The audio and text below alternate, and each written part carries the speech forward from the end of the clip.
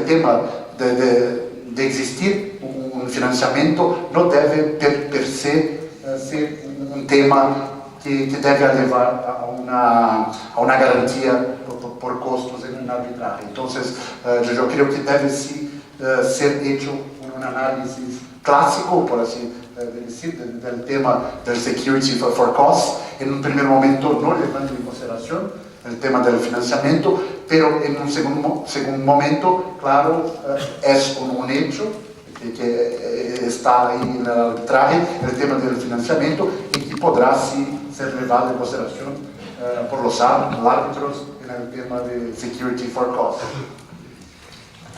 Jean-Paul, vos que focalizar tu práctica principalmente en arbitraje de inversión, donde las decisiones son mayormente públicas. ¿Qué nos puedes comentar sobre este punto brevemente? ¿Qué han dicho los tribunales respecto a lo que nos comentaba Renato? ¿Cómo lo han visto?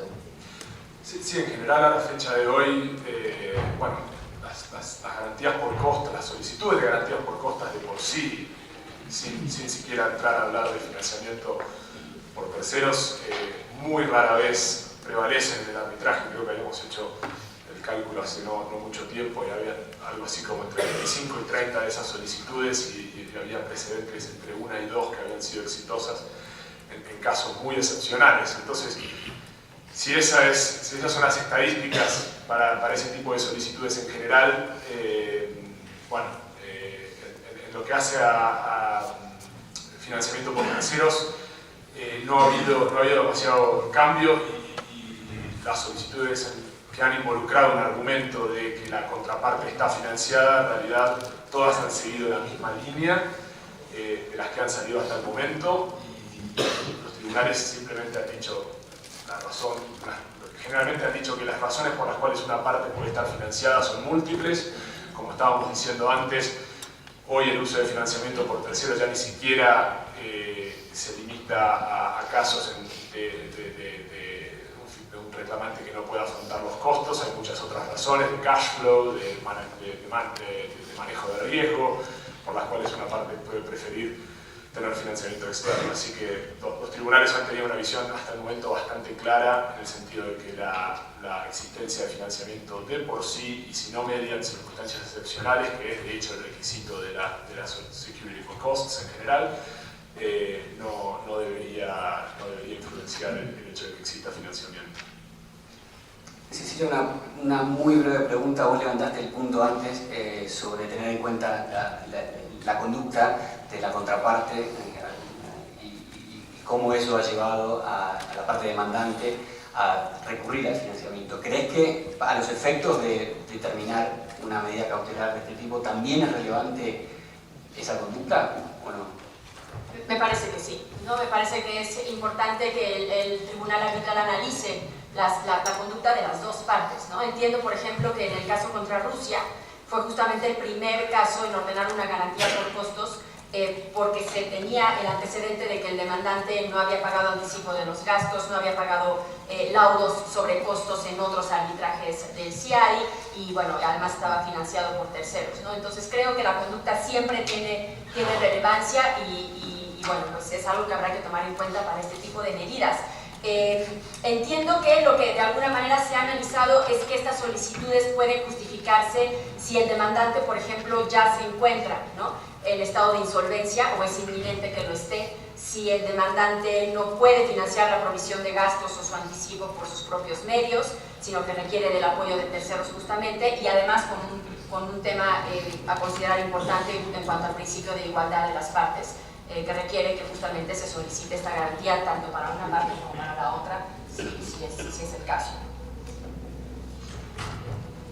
Sí, solo un punto para desarrollar esto relacionado con la excepcionalidad de la solicitud de garantía por costas, y es una discusión que estoy viendo más y más, referido realmente a la potestad que tiene el tribunal para emitir estas garantías.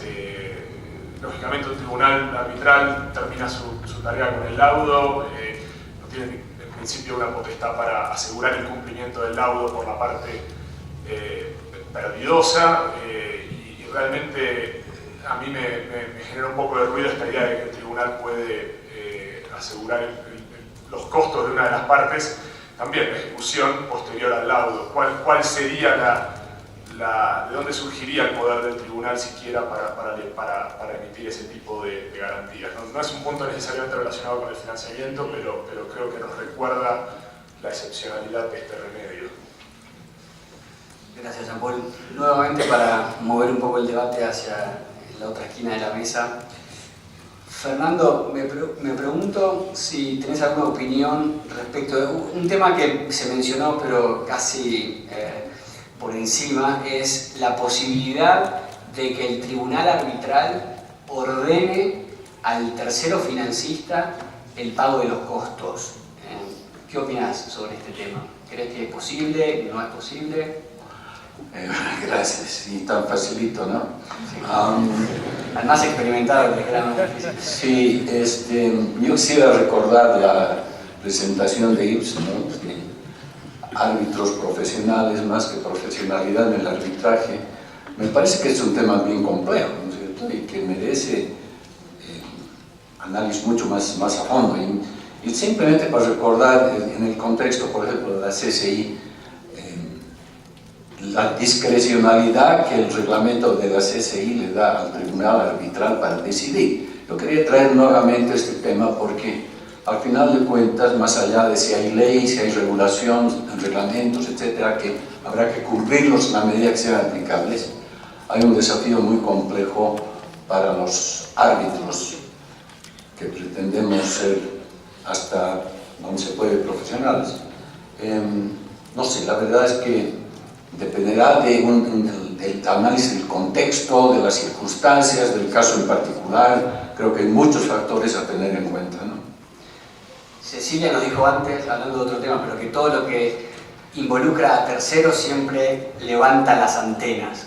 Entonces, Fernando, te pregunto sobre este tema, por ejemplo, más allá de que dependerá del caso, pero en teoría, ¿te parece que al menos pensar en esa posibilidad implicaría una violación a la regla del consentimiento al extender los poderes del tribunal hacia una tercera persona que no ha consentido al arbitraje? Depende de la teoría que estemos manejando, ¿no? Porque si manejamos la teoría del daño, como se mencionaba hace un rato, bueno, no sé si está en este contexto específico o en concreto, pero tú podrías argumentar positivamente en base a la teoría del daño, pero la teoría del daño es una cosa muy compleja, porque además depende de la ley aplicable. Hay normas que determinan que cuando definen el daño, limitan el daño. Consequential damages, tan común en el common law, en el mundo civilista, es más limitado, hasta prohibido en algunos casos. Entonces hay que poner un contexto un poquito más sustantivo, desde en qué medida, ¿no es cierto? Y eso depende de la ley aplicable, del reglamento, de una serie de factores, ¿no? Ahora, a quien quiera tomar el punto, como contracara a mi pregunta anterior, el hecho de que el tercero financista, en primer lugar, evidentemente conoce el acuerdo arbitral y sus términos, y en segundo lugar, su propio negocio gira en torno a ese acuerdo, ¿podría entonces aplicarse la regla, la doctrina de la extensión del acuerdo a los terceros no signatarios? Bueno, ¿A quien se anime? es lo que yo quería solo dejar, así es un buen punto para terminar, ¿no? Porque nos deja para material para el coffee break. Ya veo algunos con ganas de tratarlo, pero el punto que yo... Puede tomar café. Claro, el punto justamente es si financiar, la pregunta diría yo es si financiar un arbitraje es consentir el arbitraje. Tienes que conocer, como bien dice Ezequiel, los términos del acuerdo, la controversia, tienes que conocer la controversia, tienes que haber hecho un due diligence exhaustivo del caso, incluso el abogado que va a llevar el arbitraje debe de ser parte de ese due diligence. ¿No es ya consentimiento al arbitraje? Pero lo pregunto solo así. Mario. Gracias. Yo creo que no. ¿Por qué? Porque, digamos, la tesis de lo que se considera como parte no signataria, que digamos en buena cuenta es un tercero que la ficción lo considera parte no signataria, porque si es no signatario es el que no firmó, es un tercero que le damos en arbitraje la categoría de parte no signataria. Eso se extiende hasta determinados límites. pero se extiende hasta los límites de la celebración, ejecución del contrato, ¿no es cierto?, haber participado en el cumplimiento del mismo, haber intervenido de alguna manera. Pero acá estamos hablando cuando el tema ya está, cuando el enfermo ya está en hacer urgencias o cuando el muerto ya está en la morgue. O sea, vamos a ver qué hacemos, ¿no es cierto? O sea, si llamamos al cirujano o llamamos al enterrador para ver quién paga o la operación o el cajón. Pero digamos, no es de ninguna manera parte en el arbitraje ni parte no signataria. ¿Por qué? Porque lo mismo sería el banco al que le pido yo plata para poder financiar el arbitraje y salvarme. Y el banco jamás va a ser una parte no signataria. El riesgo de esto es que precisamente ya podríamos afectar, digamos, la posición de determinadas personas, partes o intereses que, digamos, pueden tener todo el conocimiento que tengan de la materia, pero lo tengo para poder realizar un negocio en particular, ajeno precisamente al convenio. Y luego, simplemente 10 segundos, quería decir que acá, por ejemplo, el tema de lo que se hablaba de poder dar garantía de costos, es un tema muy delicado, porque es un tema que en estricto tiene un parentesco enorme con el tema de las cautelares.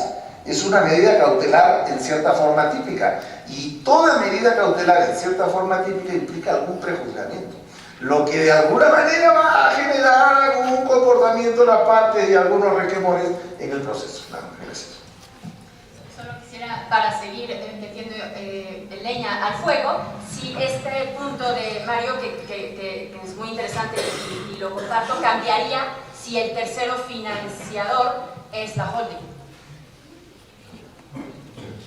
¿Me permites? Bueno, ya, no, ya habría que ver ya si qué tal. 5 segundos está bien. Perfecto, bueno, muy buen debate. Con las disculpas de algún altercado inicial, creo que hemos logrado tocar los 4 puntos propuestos en tiempo récord.